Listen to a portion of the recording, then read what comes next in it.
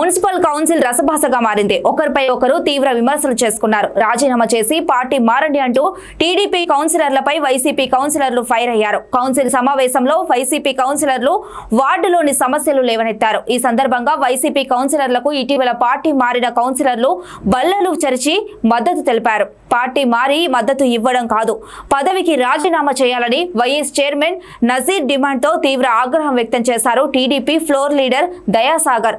దీంతో ఇరు పక్షాల మధ్య తీవ్ర స్థాయిలో వాగ్వాదం నెలకొంది. అర్ధాంతరంగా సమావేశాన్ని ముగించారు చైర్మన్ డాక్టర్ రఘు.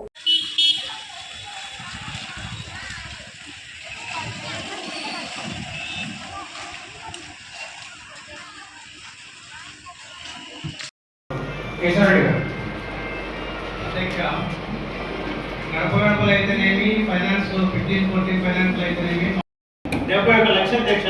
ఇది మున్సిపాలిటీ ఫస్ట్ టైం రావడం అధ్యక్ష. ఈ గ్రాంట్